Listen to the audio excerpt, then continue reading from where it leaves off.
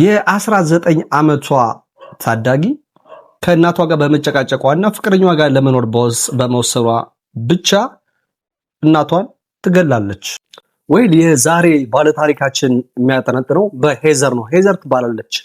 የምትኖረውም ቺካጎ ውስጥ ሲሆን ከእናቷ ጋር በቺካጎ ከተማ ትኖራለች። የ18 ዓመት ታዳጊ ነች እና ሄተርና እናቷ አይዋደዱም፣ ሁልጊዜ ይጣላሉ። ከዛም በላይ ደግሞ ሄደር እናቷን በተደጋጋሚ ትደበድባታለች ማለት ነው። ትደበድባታለች፣ ገንዘብ ትሰርቃታለች። እናም ደግሞ አንድ ቀን እጇ እስከሚሰበር ድረስ ማለት ነው እናቷን ትልቅ የሆነ ጉዳት አድርሳባታለች። እናም በዚህ የተነሳ ማለት ነው የከተማ ፖሊሶች በተደጋጋሚ ወይም ደግሞ 18 ጊዜ ተጠርተው ቤታቸው ድረስ መጥተዋል ይሄን ጉዳይ ለመፍታት። እናም አሁን 2014 ሲሆን ነገሮች እየተባባሱና በመጥፎ ሁኔታ የቀጠሉበት ከዚህ ቀን ጀምሮ ነበር። እናም ሄዘር በዚህ አመት ማለት ነው አንድ መጥፎ ነገር ትሰራለች። ቦይፍሬንድ ትይዛለች። ቦይፍሬንዷ ቶሚ ሲባል የ21 አመት ወጣት ነው። እናም ቶሚ ማለት የ21 አመት ወጣት ስራ የሌለው ግን ደግሞ ራፐር ለመሆን እየተዘጋጀ ያለው ወይ ደግሞ እየሞካከረ ያለ ታዳጊ ነው ማለት ነው። እናም ቶሚ ማለት እዚህ ጋር ምስሉ ላይ እንደምትመለከቱት ከፍቅረኛው ጋር ከሄዘር ጋር ነው። ቀጥሎ ያለውም እንደዚህ ተመሳሳይ የሁለቶቹ ትክክለኛ ፎቶግራፍ ነው ማለት ነው። እናም እናትየዋ ይሄን ግንኙነታቸውን አልወደደችውም፣ ጠላችው። ምክንያቱም ስራ ፈት የሆነ ጀማሪ ራፐር በአካባቢው ጥሩ አይነት አመለካከት ወይም ደግሞ አቀባበል የሌለው ስራ ፈት የሆነ ወንዶ ማለት ነው። እናም ግን ሄዘር በዚህ ነገር አልተስማማችም ወይም ደግሞ በእናቷ ሐሳብ አልተስማማችም፣ በተቃራኒ ሁኔታ ማለት ነው። እሱን ለማግኘት ስትል ከትምህርት ቤት ትፎርፋለች፣ ከቤት ትወጣለች። እናትየዋ ይሄን ነገር ፊክስ ለማድረግ ብዙ ጊዜ ጥራለች፣ ግን አልተሳካላትም። እናም እናትየዋ ይሄን ነገር ችግር ይፈታልኛል ብላ በማሰብ ማለት ነው የሚኖሩበትን ቆንጆ የሆነ ቪላ ቤት በመሸጥ የሁለቶቹ ልዩነት እንዲሰፋ ብላ በማሰብ ወደ ኮንዶሚኒየም ወይም ደግሞ አቅራቢያቸው ወደሚገኝ አፓርታማ እንዲኖሩ ታደርጋለች ማለት ነው የበፊት ቤታቸውን በመሸጥ። እናም ነገሩ እንደታሰበው ወይም ደግሞ እናትየዋ እንዳቀደችው ሊሆን አልቻለም። የቶሚና የሄዘር ግንኙነት ከዛ የበለጠ እየተጠናከረ ይመጣል ማለት ነው። የእናትና የልጅቷም ጸብ በዛው መልኩ እየባሰበት ይመጣል። እናትየዋ ጋር ትጣላለች፣ ዕቃ ትሰብራለች፣ ብር ትዘርፋለች። ነገሮቹ እየተባባሱ ይመጣሉ። እናም ከዛ የባሰ ነገሮቹ እየከረሩ ይመጣሉ። ይባስ ብላ ልጅቷ ከትምህርት ቤት ታቋርጣለች፣ ከሱ ጋር ደግሞ ለመኖር ተወስናለች ማለት ነው። እናም ይሄ ብቻ በቂ አይደለም። ሄዘር ከቶሚ ታረግዛለች ማለት ነው። በዚህም እናትየዋ የበለጠ ትበሳጫለች። የሚገርመውና የሚደንቀው ነገር ግን ምንድነው ሄዘር ያረገዘችው ለመጀመሪያ ጊዜ ሳይሆን ለሶስተኛ ጊዜ ነው። ከዚህ በፊት ሁለቱን ባስገዳጅ ሁኔታ ማለት ነው እናትየዋ እንድታስወርድ አድርጋታለች። እናም ከዚህ ቀደሙ ማለት ነው እናትየዋ ለሶስተኛ ጊዜ አሁንም ልጅቱ እንድታስወርድ ተገፋፋታለች። ግን አይሆንም ትላለች ልጅቱ። ከቶሚ ያለን ግንኙነትና ሪሌሽንሺፕ ስለወደድኩት በዚህ እንቀጥላለን፣ ስለዚህ አላስወርደውም። ፕላስ ደግሞ አሁን 19 ዓመቷ ነው። ስለዚህ ይሄን የማስቀጠል መብት አላት ማለት ነው። እናትየዋ ገፋፍታታለች፣ ግን ሐሳቧን ታስቀይራት አልቻለችም። እናም ቶሚና ሄዚ ይሄን ነገር በጋራ ይወያዩበትና ልጃቸውን ማስቀጠል እንደሚፈልጉ ይወስናሉ ማለት ነው እናትየዋን ሳያማክሯት። እናም የሄዘር ሁኔታ በጣም እየተባባሰ ይመጣል። ምክንያቱም እናቷ ጋር ያላት ጸብ እየጨመረ ነው፣ በተቃራኒ ደግሞ ቶሚ ጋር ያላት ፍቅር እየጨመረ ነው። ስለዚህ አንድ መጥፎ ነገር ያስባሉ ማለት ነው፣ ወይም ደግሞ ያቅዳሉ ማለት ነው። እቅዳቸው ምንድነው? እናትየዋን መግደል። እሷን ከገደሏት ነፃነታቸውን ያገኛሉ፣ ከሷ ጋር መጨቃጨቁ ያቆማል፣ ፍቅራቸውን ይቀጥላሉ። እናም ደግሞ በቤተሰብ ውርስ ምክንያት ማለት ነው ሄዘር $1.5 ሚሊዮን ትርፍ እንደምታገኝ ታስባለች። ያው የህፃን አስተሳሰብ ስለሆነ እናም የሁለቱን ቀመርና እሷ ጋር ምን ሊያደርጉ እንደፈለጉ ያልገባት ወይም ደግሞ ምንም ሐሳብ ውስጥ የሌለችው እናት አሁንም ድረስ ሁለቶችን ለማፋታት ትሞክራለች ማለት ነው። እና በመጨረሻ አንድ ሐሳብ ይመጣላታል። ከሄዘር ወይም ከልጇ ጋር አንድ ቫኬሽን ወይም ደግሞ ጸጥ ወዳለ ደስ በሚል ሁኔታ ሊያሳልፉበት ወደሚችሉበት ቦታ ለሄዱ ታስባለች፣ ታዘጋጃለች። እናም ቫሊ በሐሳቧ ትስማማበታለች ከእናቷ ጋር ማለት ነው። ስለዚህ ለጊዜው ከባሏ ጋር ያሰቡትን እቅድ ወይም ሴራ በመተው ቀጥታ ወደ ኢንዶኔዥያ በረራቸውን ጀምረዋል። ኢንዶኔዥያ ባሊ ቁጥር 1 ወደ ሆነ ሌክዠሪ የሀብታሞች ሪዞርት ይሄዳሉ ማለት ነው፣ ወደ ባሊ።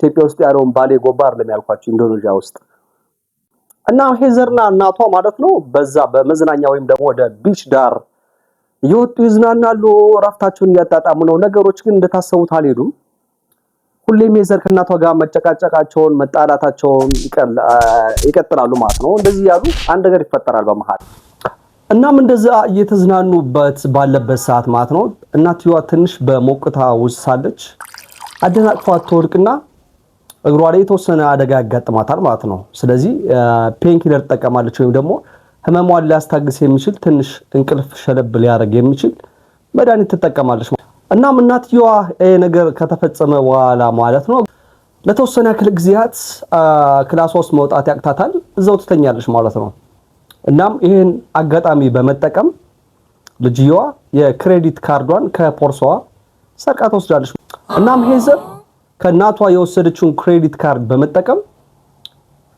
ከውጭ ሀገር ወይም ደግሞ ቺካጎ ካለው ባሏ ጋር ተደዋወልና ቀጥታ እሱ ወይም ደግሞ እሷ ወዳለችበት ባሊ ሀገር እንዲመጣ ታረጋለች $12000 ያክል ስፔንድ ታረግና እሷና እናቷ ባሉበት ሆቴል ውስጥ ሌላ ከነሱ ካሉበት ቀጥሎ ወዳለ ሪዘርቭ ሩም መጥቶ እንዲያርፍ ታረጋለች ወክ ያረጋሉ ቢች ዳር ይዝናናሉ ደስ የሚል ሰዓት ያሳልፋሉ እናም በዚህ አጋጣሚ እናትየዋ ከእንቅልፏ ትነቃለች ማለት ነው በዚህ አጋጣሚ ከጎኗ ስታይ ሄዘር የለችም ግራ ይገባታል ስለዚህ እሷን ፍለጋ ወደ ታች ወይም ደግሞ ወደ ሪሴፕሽን ትወርዳለች እናም እናትየዋ የተፈጠረውን ነገር ወይም ደግሞ ልጅቷ እንደጠፋች ለሪሴፕሽኖች ታሳውቅ ሪሴፕሽኖች ደግሞ ማለት ነው ሄዘር በሷ ክሬዲት ካርድ በመጠቀም እነሱ ካሉበት ሆቴል ውስጥ ሌላ ሪዘርቭ ሩም እንደያዘች ወይም ደግሞ ሌላ ወንድ መጥቶ ክላስ እንደያዘ ይነግሯታል እና ይሄን ስትሰማ የሄዘር ናት በጣም ትበሳጫለች አውቃለሁ በቃ ይሄ ነገር እንደሚፈጠር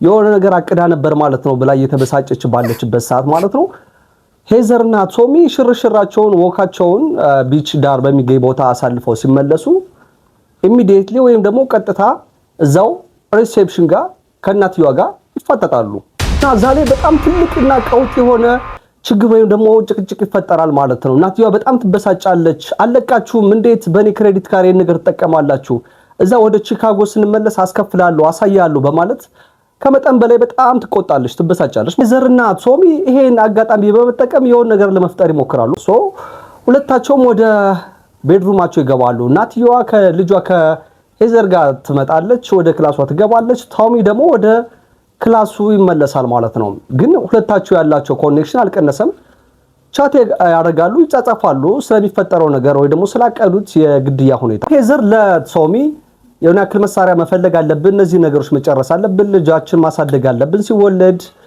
እንዲሁም ከሷ ትርፍ የምናገኘውን መላ መጠቀምና በዛ መኖር እንችላለን ስለዚህ መሳሪያ መፈለግ አለበት ትለዋለች እሱም በሐሳቡ ይስማማል እና አጋጣሚ ዞር ሲል ማለት ነው እዛው ካረፈበት ሆቴል ጋር የፍራፍሬ ማስቀመጫ ፕሌት ወይንም ደግሞ ሳህን ያገኛል ይሄማ ለግድያ ሙከራ በጣም አስፈላጊና አሪፍ የሆነ መሳሪያ ነው በማለት በዛ ለመጠቀም ይወስናል በዛ ሰዓት በኩለ ሌሊት እናትየዋ ሰላም ነው ብላ በተኛችበት ሰዓት ማለት ነው ቶሚ ክላሳቸው ጋር ቀጥታ ይገባል ማለት ነው ሄዘር በሩን ክፍት አድርጋለት ትተዋለች ቀጥታ ይገባና መጸዳጃ ቤት ውስጥ ለመግደል ያሰበበትን ሳህን በመያዝ እዛ ውስጥ ይደበቃል እናም ከቆይታ በኋላ ማለት ነው ቶሚ ከተደበቀበት ክላስ ውስጥ ይወጣና የሄዘር እናት ወደ ተኛችበት መኝታ ክላስ በመግባት ለመግደል ያሰበውን ሳህን በመያዝ እናትየዋን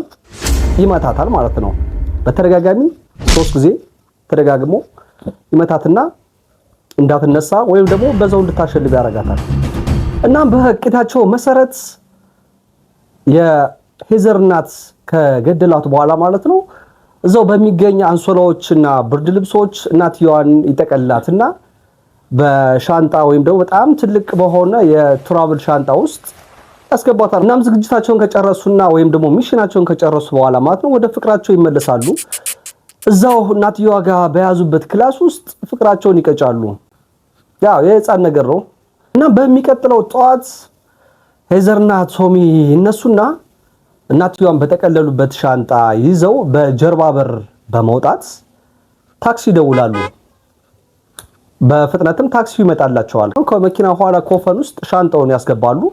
የተወሰነ ያክል ሰዓት ወይም ነው የተወሰነ ያክል ደቂቃ ጠብቀን በማለት ተመልሰው ወደ ሆቴሉ ይገባሉ። እናም ወደ ሆቴላቸው ሩም ይመለሱና ቶሚና ሄዘር ሪሴፕሽን ጋር በመሄድ ሆቴሉ ለቀን እየወጣን ነው፣ የቀሩትን ክፍያዎች እናታችን ወደ ታች ቶር ደግሞ ወደ ሪሴፕሽን ስትመጣ የቀሩትን ክፍያዎች ፔመንት ስለምትጨርስ እኛ ግን ካሁን እየወጣን ነው በማለት ሆቴሉ ለቀው ይወጣሉ። እናም የቫሊ እናት ይሄን ያክል ልጆች ይፈጽማሉ ብላ ባታስብም እንኳን ምናልባት ከሱ ጋር ትጠፋለች ብላ በማሰብ ፓስፖርቷ ያለበት የሷና የልጇ ፓስፖርት ያለበትን እንዲሁም ሌላ ፋይሎችና ገንዘቦች ያሉበትን አንድ ሻንጣ ለሪዘርቭ ሩም በማስቀመጥ ወይም ደግሞ ራሱ የቻለ ካዝና በማስቀመጥ ከሱ ውጪ ልጇም ቢሆን እንዳትከፍተው ብላ በመናገር እዛ ውስጥ እንዲቆለፍበት አድርጋ ነበረ።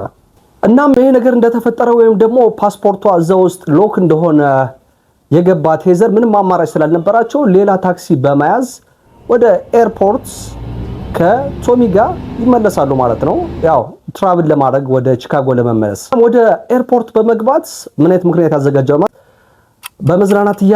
በመዝናናት ላይ ያለሁኝ ፓስፖርቴን ስለጣልኩት ወደ ቺካጎ መመለስ የምችልበትን ሌላ አድቫንቴጅ እንድትፈጥር ይፈልጋሉ በማለት ሪሴፕሽኑ ያናግሩታል። ግን እሱ ወይም ደግሞ ሪሴፕሽኑ ፍቃደኛ ስላልሆነላቸው ይወጣሉ። እናም ሄዘርና ቶሚ ተስፋ ስለቆረጡ ከኤርፖርት ይወጡና ሌላ ታክሲ ወይም ደግሞ ሶስተኛ ታክሲ በመጠቀም ሆቴል ይከራያሉ። ብቻቸው ሊኖሩበት የሚችል ለተወሰነ ቀናት ፓስፖርቷ እስከሚመለስ ድረስ ወይም ደግሞ እስከሚስተካከል ድረስ መቆየት የሚችሉበትን ሌላ ሆቴል ይይዛሉ። ችግሩ የሚፈጠረው ግን እዚህ ጋር ነው። ችግሩ ምንድነው? አስታወሳችሁ? ከሆቴሉ ፊት ለፊት የእናትየዋን ሬሳ በትልቅ ባግ ውስጥ በማድረግ ታክሲ ጠርተው ከታክሲው በኋላ ማለት ነው አስቀምጠውት ነበረ እና ውስጥ ገብተን ነገሮችን ጨርሰን እስከምንወጣ ድረስ ጠብቀን ብለው የወጡት ባለ ታክሲ ስቲል እዛው እየጠበቃቸው ነበር። እናም ባለ ታክሲ ምንድነው ይሄን ያክል ሰዓት ከ2 ሰዓት በላይ ማለት ነው የጠበቃቸው? ምንድነው ይሄን ያክል የሚያስጠብቁ? ምንድነው የተፈጠረው? በማለት ትንሽ ጥያቄ ነገር ጭንቅላቱ ላይ ስለመጣ ወደ ኋላ ይዞርና ታክሲ ውስጥ ያለውን ባግ ይከፍተዋል።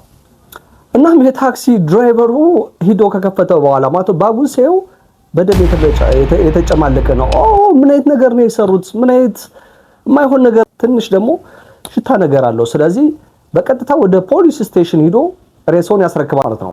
እና ካሉበት እዛው ሆቴል ላይ ቶሚንም ይዙታል፣ ሄዘርንም እዛው ያፍኗታል ወይም ደግሞ ይዟታል። እና ምስሉ ጋር እንደምትመለከቱት ሄዘርና ቶሚ ማለት እነዚህ ናቸው። ከሆቴሉ ተይዘው በሃንድ ከፍ ወይም ደግሞ እስር ላይ እንዳሉ ተይዘው ሲወጡ ነው። እንደምትመለከቷቸውም ከሆነ እሷ በትልቁ ነፍሰ ጡር መሆኗን የሚያሳይ ምስል ነው በዛ ሰዓት እንደተቀረጸው። እና የባሊ ፖሊስ ወደ ኮርት ውስጥ ወይም ደግሞ ወደ ህግ ያቀርባቸውና እሷን በ10 ዓመት ፍርድ ይቀጣታል ማለት ነው። ምስሉ ላይ እንደምትመለከቱት እዛው እስር ቤት ውስጥ እንዳለች ልጇን ትገላገላለች። እናም በተመሳሳይ መልኩ ማለት ነው ቶሚ ደግሞ የ18 ዓመት ፍርድ ይወሰንበታል።